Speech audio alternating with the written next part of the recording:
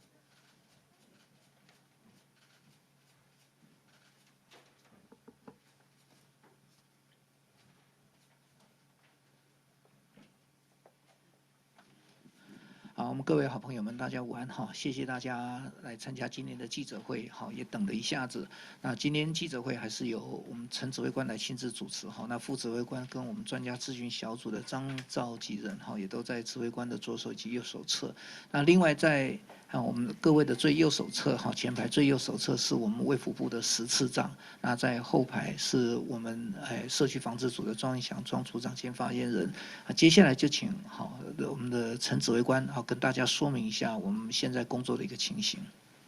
好，各位记者女士先生，大家好，大家午安哈。那我们今天宣布哈，我们新增2例哈境外移入 COVID-19 的病例自美国及英国入境，那2例哈本土 COVID-19 的病例。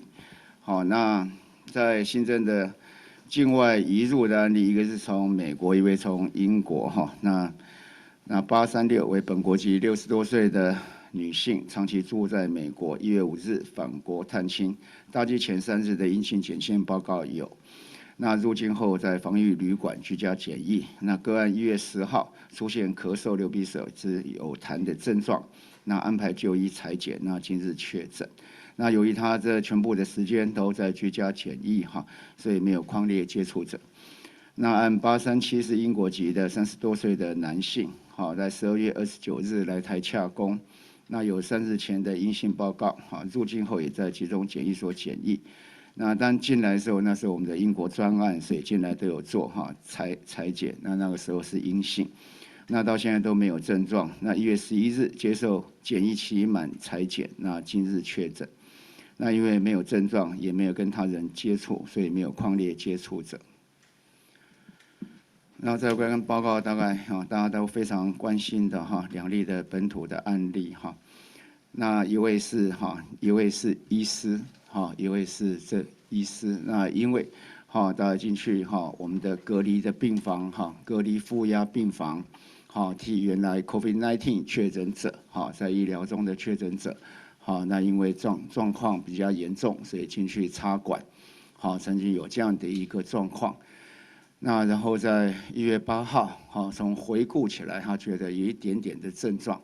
那到1月10号，觉得身体不舒服，所以就报告医院，然后采检确诊。那是838那839是护理师是护理师。那不过呢，他们基本上在判定上应该不是在工作上面的染疫应该是他们算是密切的接触者他是他的女朋友。所以在这里面，大概是在社区，这里面有2个案例，一个是在医院的一个医院感染，那一个是在社区的感染。那为了因应这样的一个情况，所以我们在从昨天下午开始，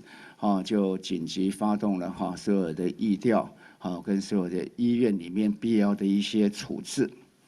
那医院里面的处置，大概大家比较关心的也是我们大家最关心的，就相关的接触者或是服务的病房，我们大概做了哪一些的事情那我们先跟大家报告，就是在这里面我们大概初步来看这个病例在医院里面并没有造成院内里面有这样的感染扩大的情形那我们匡列了非常多的人到从昨天的应该是晚上有第一批出来，那晚上11点再出来一批，那然后11点晚上的半夜整个从半夜11点我们召回所有这些相关可能接触的人那跟大夜班的服务的人那整体的做了一些采检。那分批在今天早上7点半，那在早上大概10点多9点半，然后另外一批是刚刚之所以拖了一点时间，是因为今天早上又匡列了22个人，原来是匡列442，匡列了442人，那今天早上又在匡列了22人，那最后我们刚才是在等这样的一个结果出来，那也算是不幸中的大幸我们在里面采检了464人，总共采检了464人，那全部都是阴性。那这是在院内那院内我们除了做这样的一个大规模的一些采检之外，我们在里面在暂时里面初步先决定在医院现在是在住院的部分只出不进，在住院部分只出不进。那早上也把急诊室滞留在急诊室相关的病人转诊到其他的医院。因为这医院里面本身在护理人员，我们也匡列了医护人应该是说相关的工作人员，我们也匡列了39人。那有26个人到我们的集中检疫所集中检疫，那13个人在这个居家检疫。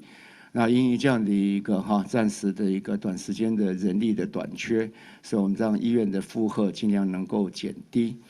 希望能够把这个医院的清消消毒再把它做完全。那目前做就是把相关这些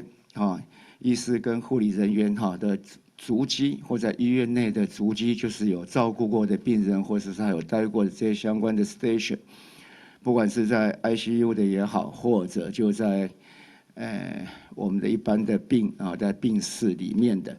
全部都清空，那移到我们相关的隔离的病房，那全部先以这个确诊者这样的一个防护的措施来处理这些相关有接触到的病人。那至于在探病我们现在就先原则上禁止探病，除非有紧急的情况，有院方视情况来决定，但原则上是禁止探病。那陪病者以1人为限，那维持原来的实名制。那在整个这样的里面，当然后续我们还有需要在社区部分还要再处理。社区的部分，我们的疫调也陆续在进行，那也匡列了一些的隔离者。那还有那个一些自主健康管理那陆陆续续，因为2位的足迹部分跟接触者的部分，我们大概下午应该能够做得比较完全那因为也要那些人也是需要经过采检，那采检还没有都完成，所以大概明天上午应该采检会完成了那整体这样的一个院内的感染的事件，我们当然觉得非常的遗憾。那不过呢，我们也要感谢我们的医护护理还有我们的医事人员长期处在这第一线，那暴露在这样的一个风险之中。那虽然我们这整体的感染控制的实施跟演练都非常的严格，但也难免有百密一疏。那所以所幸呢是整个院方处理的态度非常的积极迅速，那加上我们的防疫的人员也全力来协助。那最感谢的是昨天晚上大概整晚，所有的检验的人员大概都漏夜都没有睡，分着4批，把所有该检验的都检验完毕，让我们也比较清楚在后续的处理上面，怎么样能够达到更完整的一个效果。那所以我们也希望说，我们感染的医护人员也希望他们大家帮他集气，祈福，希望这些医护人员能够早日的康复。那另外呢，这个轨迹还没有非常的完全不过有一些轨迹是有一点错误那我们现在请那个我们警政单位再把它厘清中那838的因为它早一点，所以它调查的相对比较完整那我们就可以知道说是1月8日到9日。这里面跟社区有接触的大概有3个地点：大江购物中心、星巴克国际门市、那正宇五金行、桃园国际店。这是838的一个相关公共场所的一个足迹。那至于839他有跟我们讲了一些的他有去过的地方。那桃园卫生局也根据他的一个口述。去相关的地点进行消毒，那有一些也今天也停业。那不过我们在进一步的在核对，基本上有一些区域他去过的是在他感染期之前的，那他只是凭着他的一个印象里面讲出了一些地方，那所以我们觉得这应该要更精确一些，所以现在跟警政单位在核对，透过这些相关的这些系统，然后还有一些。相关时间再跟他再对好，那下午如果我们这清楚，我们随时会给大家来公布。好，那以上我们今天就先跟大家报告到这里。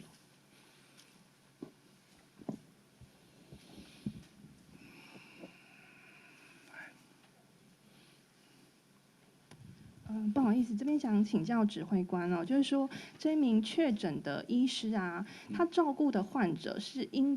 感染英国变种病毒的患者吗？那如果是的话，我们会针对医师感染的病毒再进一步的做定序吗？谢谢。应该不是吧？哈，好，那跟那个英国变种病毒是无关嘛？哈，是不是？英国的无关。我还是想请问一下，就是说过去有医护人员在照顾 SARS 患者的时候，有替 SARS 患者插管，那他们也有做好防护，有穿戴 N95的口罩，但是在弯腰的过程中还是遭到了病毒的感染。那我们张教授会认为说，这一次的个案在做插管的部分的话，可能是哪一个环节会比较有一些遭到病毒感染的一些风险呢？我们这一位医师其实帮忙照顾那个在加护病房隔离状态的重症病人，进出相当多次，那帮忙做很多次的不同的医疗处置，那也这当中是哪一个环节出了状况，我们目前是没办法确定哈。不过他自己当然有一点感觉是什么地方可能他自己有比较担心的地方，不过这个还没有办法完全确认。他进出好几次，那并不是只有进去插管一次而已。想请教一下，这个医师感染的感染源目前有些哪些掌握吗？是已知的个案还是未知的案例呢？那他的女友也是有这个状况，想知道所以是医师传染给他的护理师女友吗？然后再来上午就是周玉蔻有在节目上曝光一些关于这一件案件的细节，那这部分指挥中心这边会对周玉蔻这边做一些开罚吗？然后因为外界很担心说，如果是医护感染的话，有没有可能有封院的考量？那现在封院的 SOP 又是什么？谢谢。第一个完全没有这所谓的封院的这样的一个考虑了哈。第一个，我们整体医院本身的一个分仓分流跟感控都有一定的水准在。好，那这次来到我们对于2层楼哈，一楼把一个层楼把它清空下来，然后把它当做隔离的病房，好，那1人1室，好，那应该就可以做好最基本的感控。然后第二个，我们的所有的这些，不管是我们的刚才讲，就是说整个医院里面采检的464人，好，那这里面哈，我们对于密切接触者院内的哈，有采了就是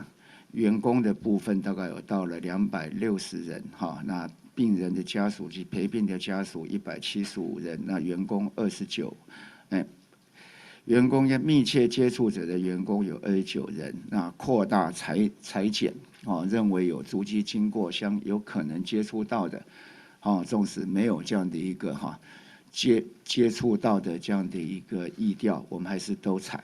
好，那这里面扩大裁剪的员工有234人，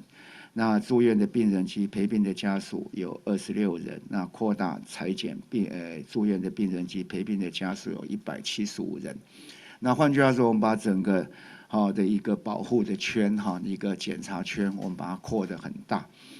那就希望就是说能够确实保护这医院的一个安全。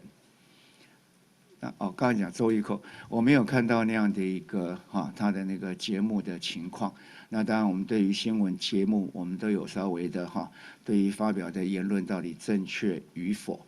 我们都予以监控。那如果有错误讯息，我们会予以更正。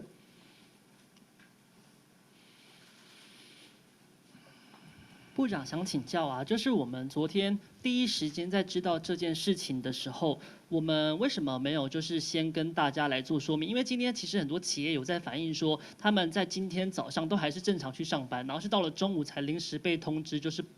下班这样子。他们觉得说，如果能早一点知道的话，其实感觉很像也不会造成其他的更多的防疫破口等等的。那另外一个问题就是讲说，因为现在这个医院它是没有封院嘛，但是它就是还是可以照常去看门诊。我们想要问说，这些去看门诊的病人，他们会不会去收到一些简讯，就会告知他们说，现在医院里面可能有一些感染的情况？谢谢。这不会。好，我们基本上区域都分隔好，相关有可能的，好，全部都已经区隔开来，所有的医护人员对于整个的防护，好，都升级，好，所以不会有这样的一个情况。那第二个，就是说昨天下午我们实在没有办法跟大家公布什么，好，因为我们到现在，好，大家也看到我们现在还是有一些讯息没有办法充分完全的掌握。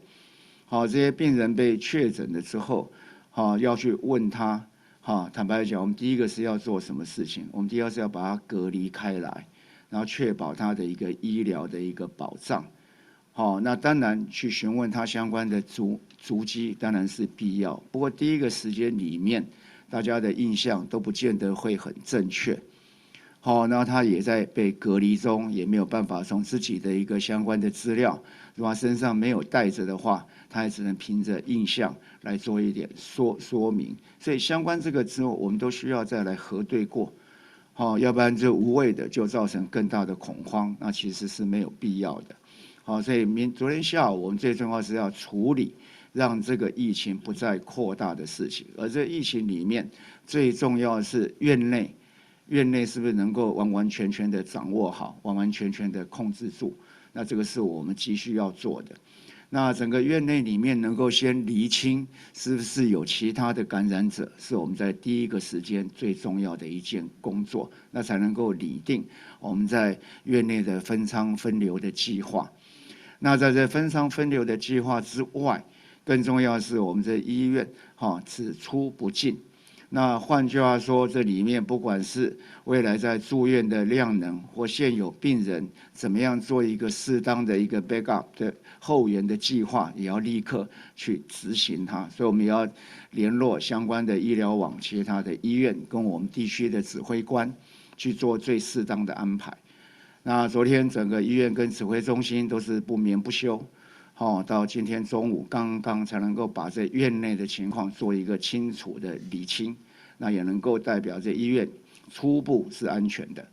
所以这里面没有办法在第一个时间就没有办法完全确定的消息对社会来说明。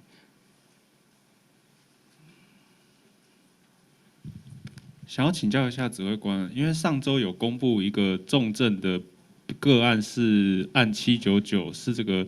英国的70多岁的男性哦。那想要问一下，说是因为目前好像也只有这一例是重症，那想要问一下，说是其他的重症吗？传染给这名医师吗？还是说就是这个案799？应该可以讲说不是案799了哈。那其实这个病情不是稳定的了哈，病情不是说是一成不变的哈，今天就这样，明天也这样，它其实病情是不断的在变化中，有时候会从好变坏，有时候会从坏变好。那之所以医院里面要保持高度的警戒，那有高度的医疗的量能，也是为了这病情的变化，那做最好的准备。请问这2例的本土个案的 CT 值分别为多少？然后还有就是说我们。应该都低了轻症还是重症这样子？病情是稳定的，病情都是轻微的啦。那 CT 值是比较低的，就是感染的初期。都是10几了，都是15到19。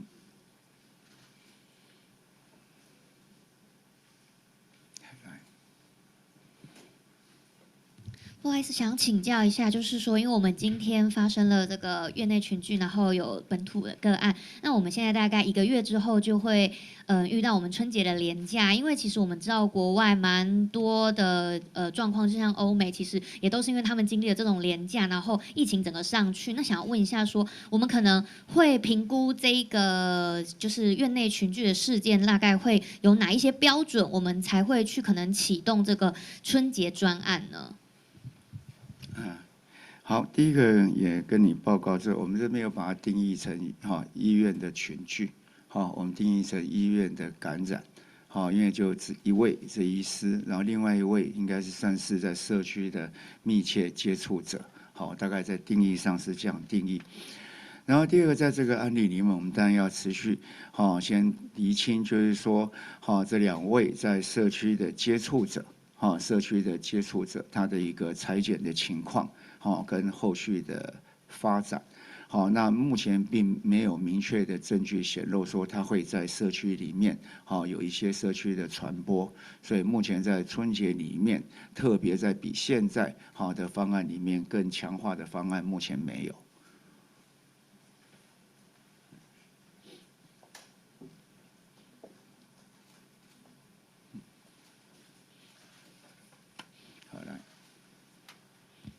想请问一下，就是想要请教，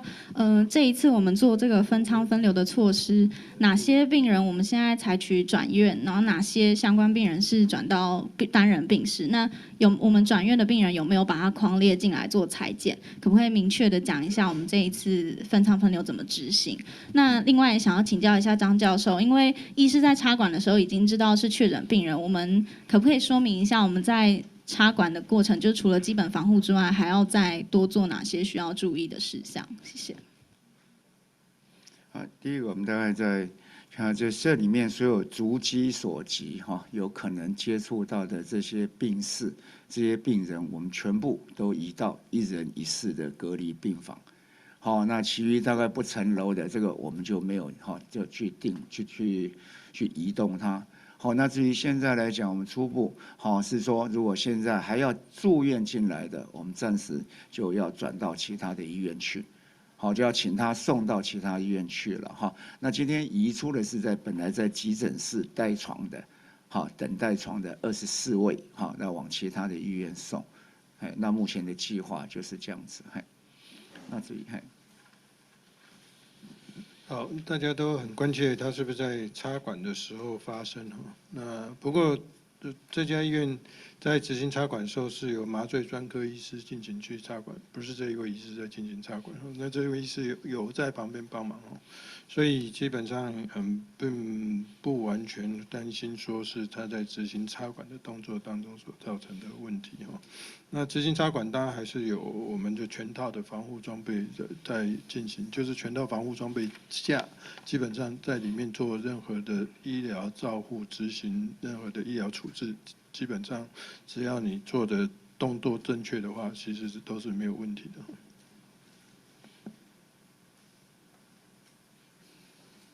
不好意思，再请教一下，就是这家医院传出说他的这个5费筛检是跟一般门诊混在一起，就指挥中心这边了解，这家医院有这样的一个状况吗？谢谢。在平常在筛检的时候，在门诊里面去做，还怎么样？好像是传出他筛检站就是跟一般门诊是混在一起的。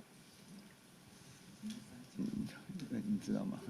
我去。据我所知，只要是有符合通报定义、符合扩大采检定义的，他们都是在户外筛检哦。那我看到大家在担心的是不是所谓自费采检的部分呢？那自费采检部分细节其实我不是很清楚，我也是从媒体上看到，该院的回复是说，有些是一直长期住在台湾，那他只是为了要出境。那所以要需有一个采检阴性的证明，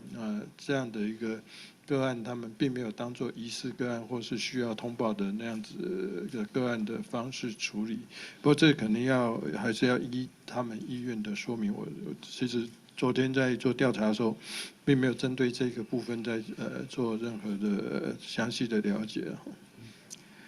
因为说我对这家医院的了解，我大概进来大概没有去看过他们的这些筛检站了哈。不过我去年大概有去看过哈。那基本上对于这些所谓因为在接近国门的区域所以相对对于入境的或是有通报的这个，他们都是在户外做，那包含户外整个很完整的 X 光等等的这些都是完成的。那另外在门诊筛检应该是针对这些不是有风险的人，就跟一般人这感冒或什么情况，就为了出国做这样的一个自费采检的应该是这样。不过我们可以再进一步的再确定不过我觉得去年的规格那样都已经非常的严谨了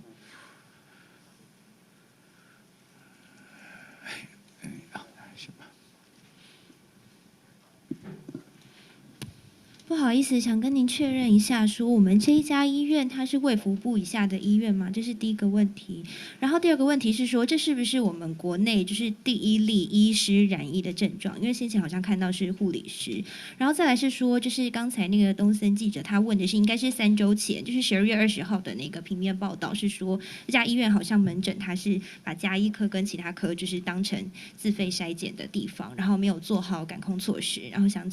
请问就是说，然后那个时候其实有一位就是疑似是有确诊的病患在这家医院，然后我想问一下，这个确诊的病患是不是就是这一次就是被插管的这个病患？谢谢。第二个刚才讲就是说在门诊里面，我想纵使是在门诊区里面做筛检的话，那相关的感控应该都是做有完全。那不过我会后请他们再了解一下。然后第二个，这家医院随时都有病人在了除了很短的时间没有确诊的病人在之外，一直长期都有这些确诊的病人到里面去，所以也是一个在我们也算是我们的应变医院嘛是我们区域的应变医院，所以长期也就是有这 COVID-19 的一个重责大任在那里，对他们的负荷也是很重。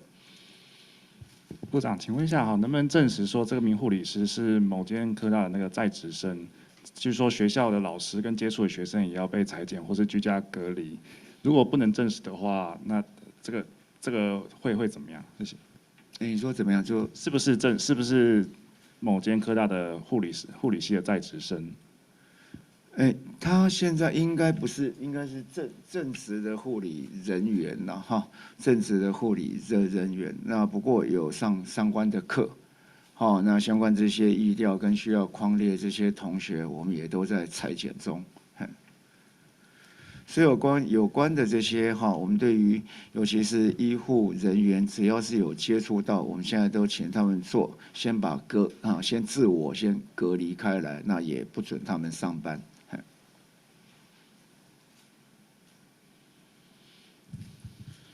想要问一下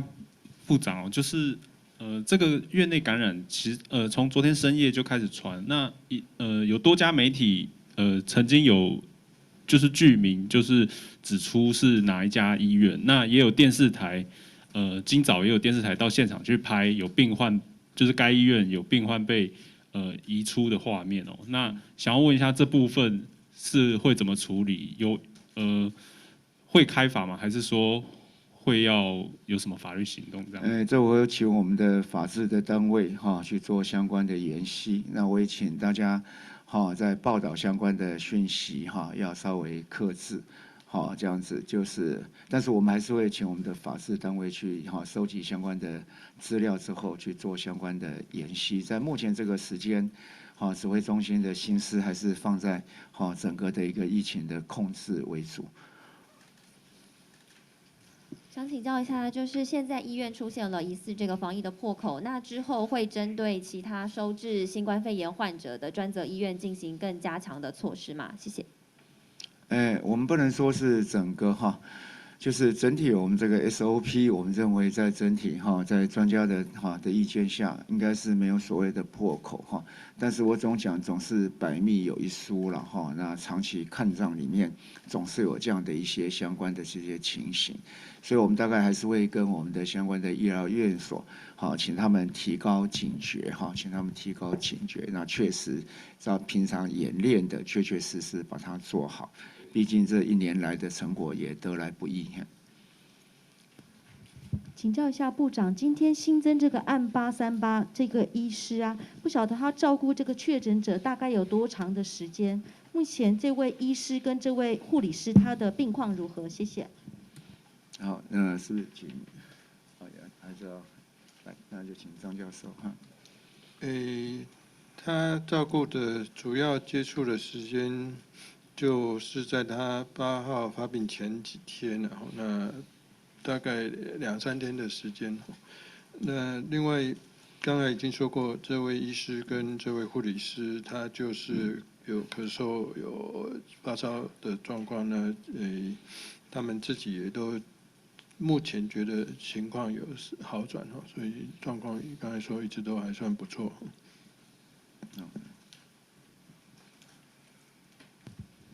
你好，我想确认一下，那个住院病人支出补进是包括被家属吗？然后另外想要询问说，目前有没有就是比如说住院病人他目前没有家属陪伴，那如果有家属想要进去的话，要怎么处理？没有，我刚才讲是说，我们现在禁止探病，那陪病以1名为原则。住院病人支出补进是包括家属吗？对，那病人出去了，家属不会留在里面了，对不对？家属留在里面就没有事情做了，来。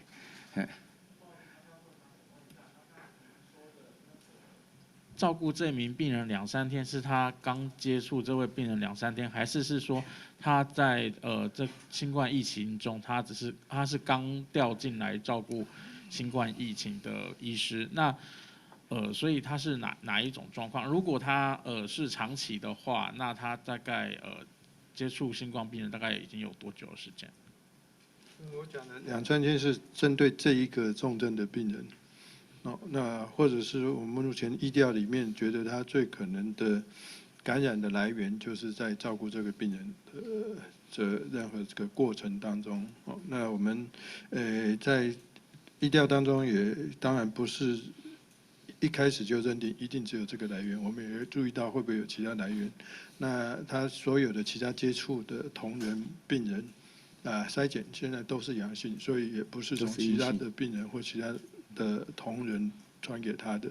那唯一有接触到，唯一有可能就是这个，所以的2、3天是说照顾这个病人2、3天，那并不是说他在过去都完全没有经验，不是这样子。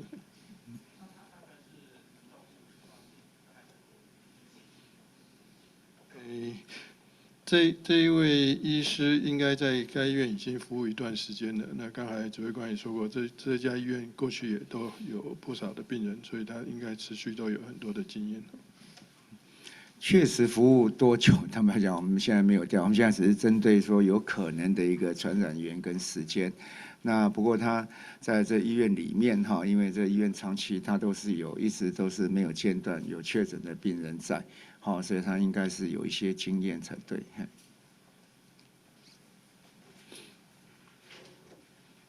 不好意思，想要问一下，因为今天的这2例他们的 CT 值都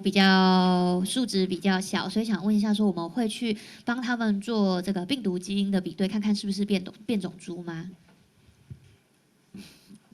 就是只要 CT 值小27，我们都会去继续做。对，这个就不用再问了。对，以后就是27以下我们都会做。小心，来，请。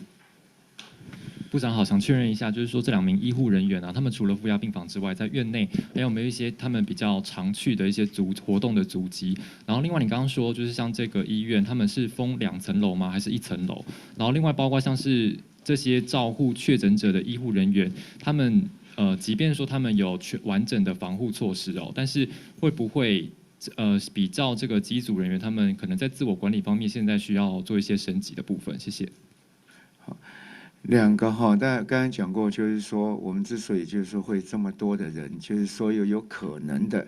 相关的足迹的接触者都列在我们采检的对象。好，所以我们刚才就说院内里面我们分作2类，一个是密切接触者，一个是扩大采检。好，那密切接触的员工有29位，好，那直接照顾到的病人跟陪病的家属有26位。好，那至于扩大采检，就是234位的员工，那住院的病患及陪病的家属，好是175位。好，所以大家看到就是说，直接照顾、直接有接触到的人，好相对比较少。好，在464个人里面，直接接触的密切接触者在院内的是55位，那扩大采检也就是好其他的大概400多位，所以这范围已经把它扩到很大。那至于在医院里面，那重点还是就要提醒大家对于这种自我防护，那 PPE 的穿着穿脱里面特别要予以注意。那如果有必要，就要进行相关的演练。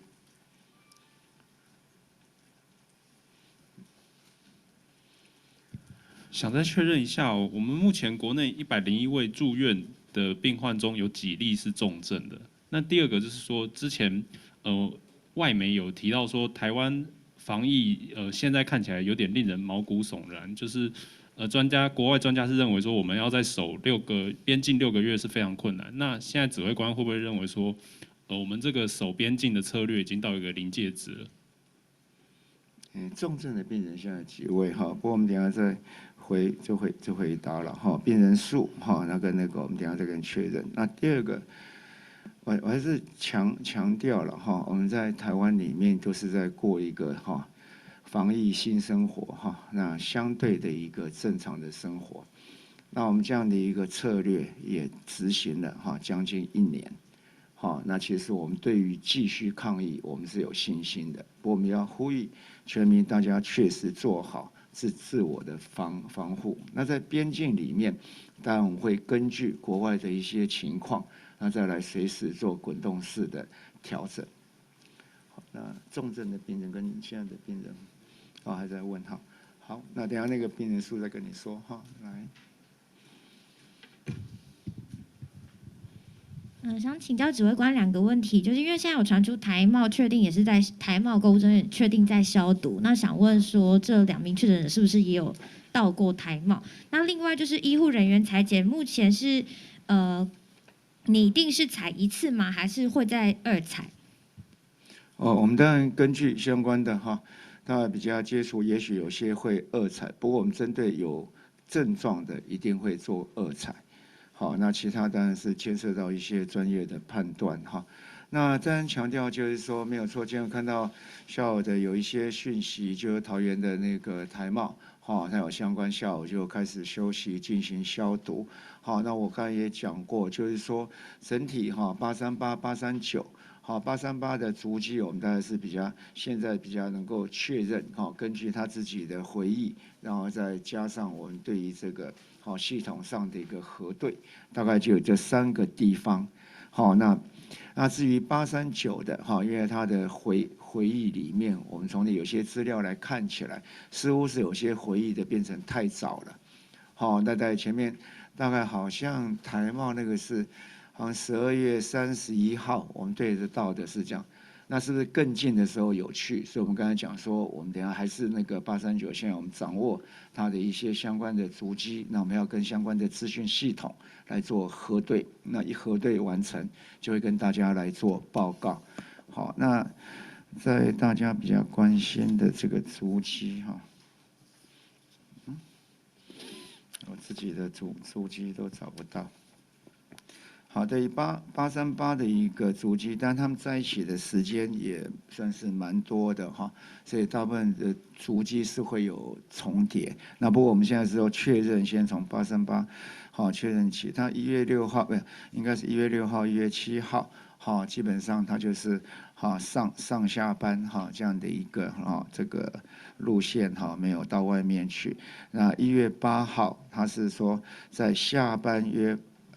20时许，独自一人至大江购物中心美食街吃冻饭，那吃完即驾车返回住处。那1月9号，他是休假日，那于13时许，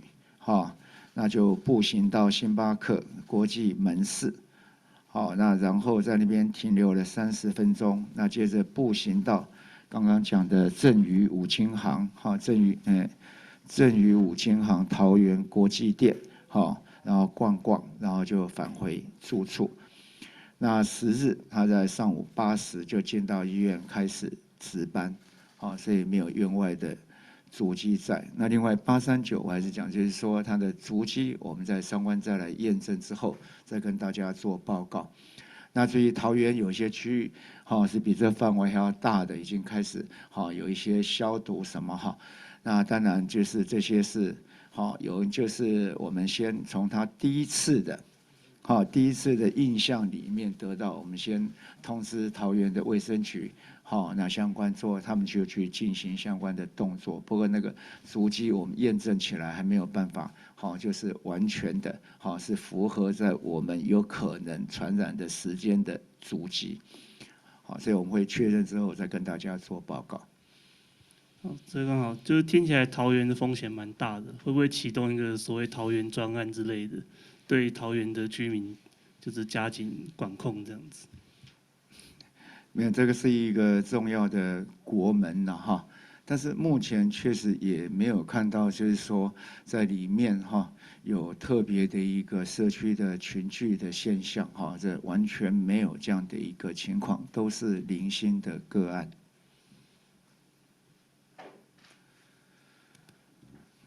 部长好，想要请问一下，就是其实有民众反映，就是说，既然我们都已经匡列，就是有公布足迹了，那我们会不会公布这个医院的名字？另外，我们匡列的人数是有没有往前推几天来做匡列？那是推了几天这样子？谢谢。后面的问题其实我们讲过很多次了哈，一个是发病前嘛哈，发病的一个时间往前推2天。好，那这个是有可能他传染给别人的时候，那发病前往前推14天，我们是把它当作他有可能被传染的时候。那我们在做疫调的时候，这2个时间点，我们都会根据我们需要的目的去做相关的调查，然后来实施我们后续的措施。那至于在医院的部分，仍然维持我们原来的态度，虽然大家都知道是什么地方了哈。那不过呢，基本上我们还是对我们能够掌控的、已经在掌控的部分，我们是不公布。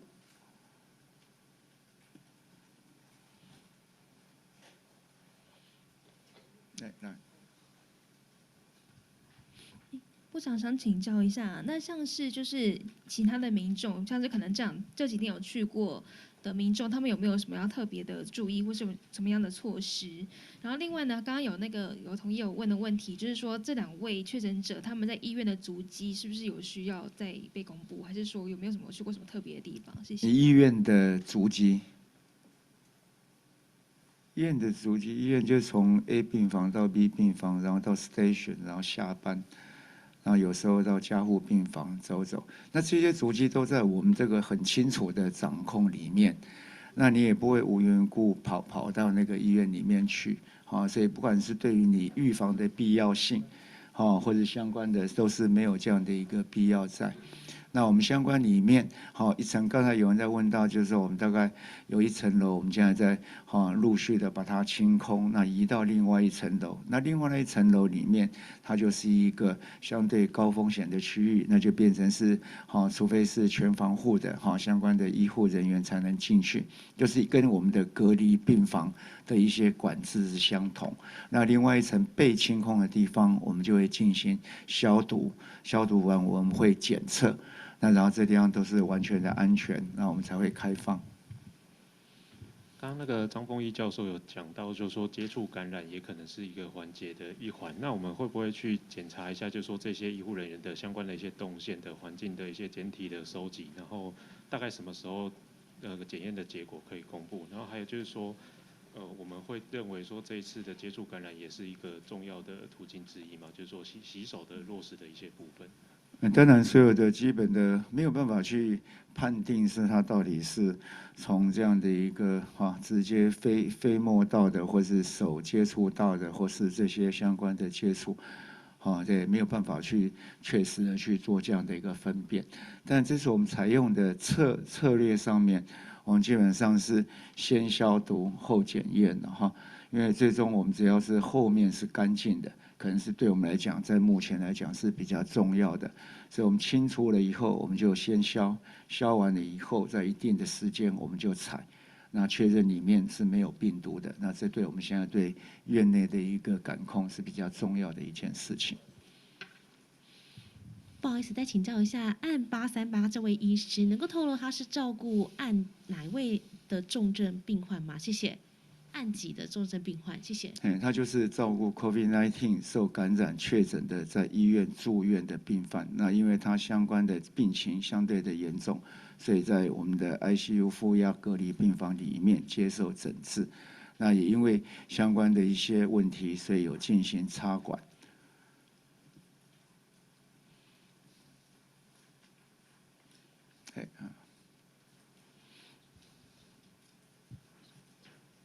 先想请问一下，说那个足迹的部分，就是民众如果到过这些地方是外出要戴口罩嘛，自主健康管理。再来是问说那个，就是这位医师还有照顾其他的确诊患者，那现在最有可能感染源是现在这个病人的原因是什么？是有在照顾他的期间有暴露在风险的情况发生吗？谢谢。刚才也解释过，他的时候虽然他不是他来执行插管，不过他在插管的时候也在周围，好，那相对的这样的一个风险是相对的比较高。那另外一个问题是什么？另一个问题就是他们两个外出的时候有没有戴口罩？谢谢。基本上在询问起来，基本上都有戴口罩，因为是医护人员对于戴口罩，它的一个耐受性相对的比较高。那不过这里面应该有喝咖啡，那吃冻饭，这时候我相信是在那个时候是没有戴口罩的。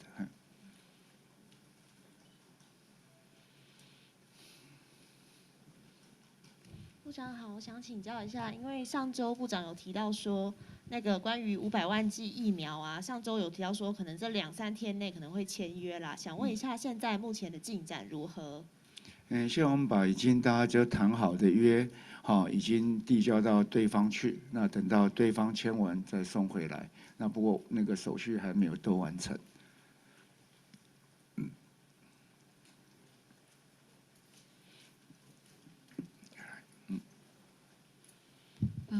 想请教确认一下，现在全国的重症的人数总共是2位吗？还是增加到几位？那另外还有就是这位医师，因为他自己在这个负压隔离病房的过程导致了这个感染，那所以他自己在心情调试上有没有什么样的状况？好，重症观察。目前在住院当中的是2位还在插管当中，然后那如果说用 WHO 的标准符合重症严重的定义，那是加这2位，另外还有2位，可是那没有到插管的程度，所以看大家怎么看重症这个事情。如果新加护病房插管的就是这2位，这2位同仁当然目前都是在负压隔离病房被隔离当中，那基本上当然我们医护人员得到也是心情当然会有一点受到影响，不过大家还是给他多一点支持跟打气。还是要强调，这是一个 COVID-19， 那确实它也有一定程度的一些对生命的威胁了哈。那长期在执行这些任务而受到感染，我相信他们的心情都非常的复杂。好，我们应该给他们多加油。部长想问一下，就是刚刚有提到说，这个医生呢，他照顾这个确诊的这个新冠肺炎的病人，他好像照顾2-3天嘛，那能跟我们透露一下，说他是在什么时候跟他有做过治疗吗？那2-3天是哪些日期？就是这日期，这是1月4号是吗？主要是在1月4号、1月5号这2天有比较密集的需要进去帮这病人做一些医疗处置的执行的。应该是说1月4号有进到病房，那协助插管，然后后来回想起来，1月8号有一些非常轻微的症状。那1月10号觉得身体不舒服，那就自己来跟医院来通报，然后采检，然后昨天确诊。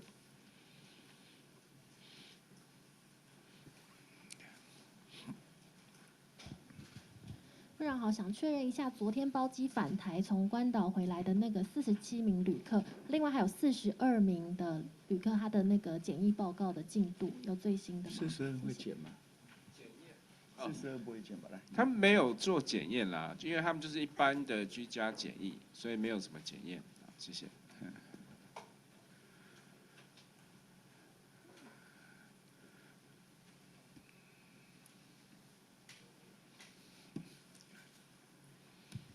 部长好，不好意思，刚才校长有访问到说，就是有民众担心说，好像这个838有去玩星巴克之后，有去旁边的健身房，然后想请教一下，这中这边有没有掌握到？然后另外再问一次，就是说这名医师可以说是就是可能爆发疫情来第一位被感染的医师吗？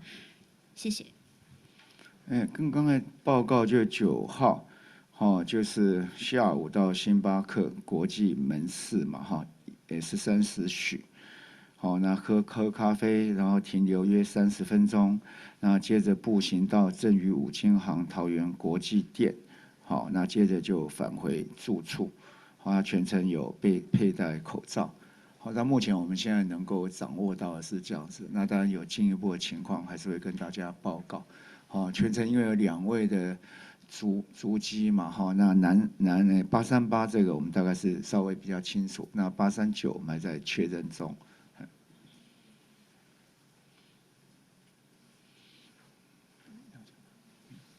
到目前为止是国内第一位确诊的医师。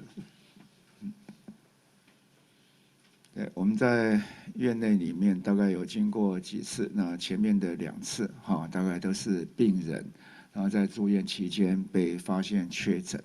然后建议对医院里面进行相关的一些处理，那一直到案34，应该是案34，算是一个院内的群聚嘛，算是一个院内的群聚，所以34跟35有互为因果的关系，那传给36、37、38，然后后来就发展到38，然后39、44不是，然后41、42，然后43、44不是，然后45、46，然后这里面就是包含了我们的陪病者，那还有出院的病人。那上次我们在陪病病人也是在采检的时候发觉说，在病房的把手上面都有一些病毒的残留，所以让陪病者也有这样的一个可能性。那所以这次我们在处理就根据上一次相关成功的经验，对于相关要该注意的，再扩大用更高规格的处理的方式，希望能够安然度过这次的危机。好，那如果没有其他问题，我们今天的记者会就到这里。那谢谢大家。